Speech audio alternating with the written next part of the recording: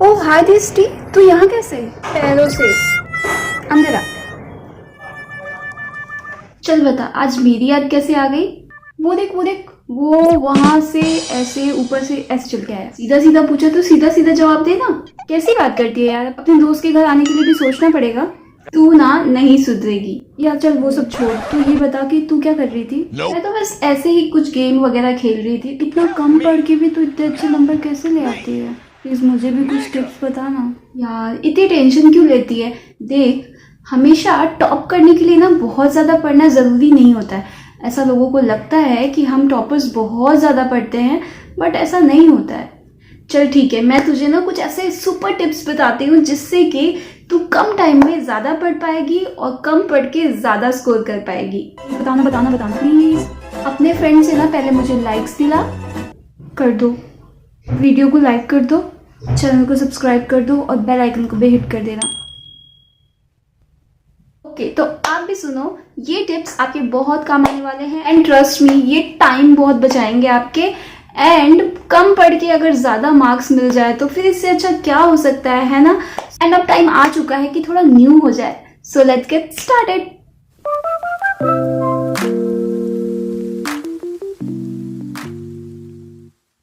Hack number 1 है 20% read and 80% revise. किसी भी चीज़ को आप जब पढ़ते हो और उसे जब रिवाइज करते हो ना, तो पढ़ने से कहीं ज़्यादा आपको वो चीज़ें अच्छे तरीके से याद हो जाती हैं। ये टिप्स जो है ना साइंटिफिक प्रूवन है, क्योंकि जब आप किस चीज़ को सिर्फ पढ़ते हो तो वो चीज़ें आपके माइंड से निकल जाती हैं और जब आप उसे रिकॉल करते हो ना तो वो आपके माइंड में फ़िट हो जाती हैं। तो वो जो हमेशा के लिए फ़िट होने वाली चीज़ है ना, वही चीज़ हर स्टूडेंट को चाहिए होती है। बेटर है कि स्टडी में ज़्यादा टाइम वेस्ट करने से अच्छा है कि आपने किस चीज़ को पढ़ा या लिखा, आप बाद में ना उसको रिवाइज करने पे ज़्यादा फोकस करो, अपने आप से क्वेश्चंस पूछो। सो हैक नंबर 2 है ask question and make examples. जो भी आपने पढ़ा है उसमें से अपने आप से क्वेश्चन पूछो, एग्जाम्पल्स बनाओ, अपने अकॉर्डिंग एग्जाम्पल्स बनाओ जो कि आपको लगता हो कि उस चीज़ से रिलेवेंट है जो भी आपने पढ़ाई की है। एक्चुअली ये वाला जो हैक है, ये फर्स्ट वाले हैक का आंसर है, क्योंकि जब भी किसी चीज़ को रिकॉल करना होता है आपको, तो आपको उसमें क्वेश्चन पुट अप करने होते हैं एंड अपने आप को उसका आंसर देना होता है। क्योंकि ये सारी चीज़ें जो है ना साइंटिफिक प्रूवन है और रिसर्च की हुई हैं, ऐसा होता है। खुद से एग्जाम्पल बनाने से क्या होता है ना कि आप उसको हमेशा याद रख पाते हो और आप अच्छे से समझ पाते हो किसी चीज़ को। एंड एग्जाम्पल बनाने के लिए भी आपको अच्छे तरीके से समझना पड़ेगा। जब भी आप किस चीज़ का एग्जाम्पल सेट करते हो, क्वेश्चंस बनाते हो, तो मेक श्योर आप एक बार आप अपने टीचर से क्रॉस चेक ज़रूर करवा लो कि क्या जो आपने एग्जाम्पल्स बनाए हैं वो उस टॉपिक के रिलेवेंट है या नहीं है। टिप नंबर 3 है chunk of time. Pomodoro technique जो होती है उसमें क्या कहा जाता है कि आपको 20 मिनट पढ़ना है, फिर आपको 20 मिनट का ब्रेक लेना है, फिर 20 मिनट पढ़ना है, फिर 20 मिनट का ब्रेक लेना है। इसी प्रोसेस को आपको 3 बार रिपीट करना है। देन आपको पूरा का पूरा जो है 30 मिनट या 60 मिनट ऐसे करके आपको पढ़ाई करनी है। ये जो टाइम पीरियड है ये आप खुद डिसाइड करोगे, क्योंकि इसके लिए कोई फिक्स पीरियड नहीं है।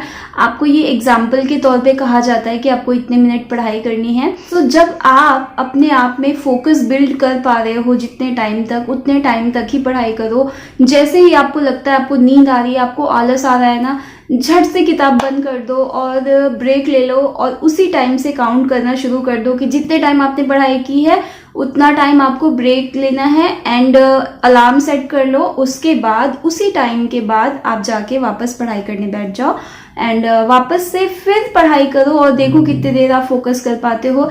एंड वापस से ब्रेक ले लो। जहाँ पे आपको आलस या डिस्ट्रैक्शन आता है ना, वहीं पे ब्रेक ले लो, क्योंकि ये बेस्ट मेथड है फोकस करने के लिए एंड डिस्ट्रैक्शन को कम करने के लिए। Hack number 4 place.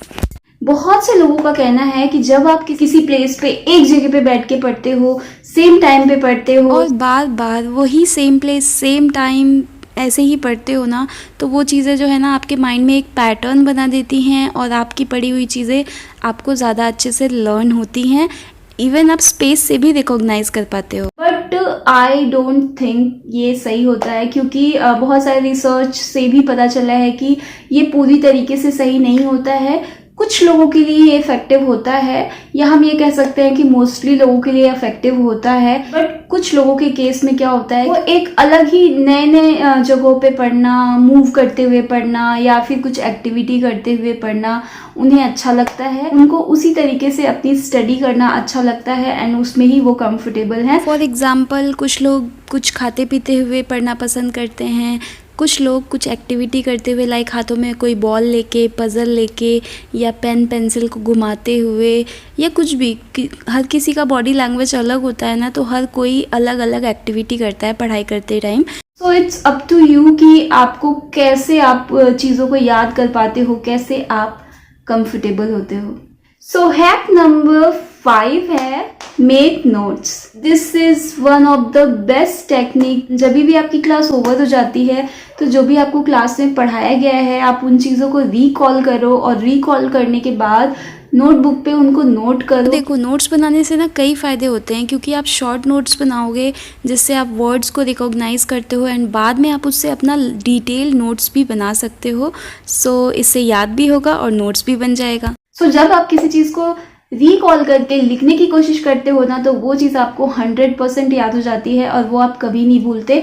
और उससे भी अच्छा होगा जब आप उसे नेक्स्ट डे या फिर 24 आवर्स के अंदर एक बार वापस से रिवाइज कर लो, फिर तो आप पूरी लाइफ अपना पढ़ा हुआ कुछ भी नहीं भूलने वाले।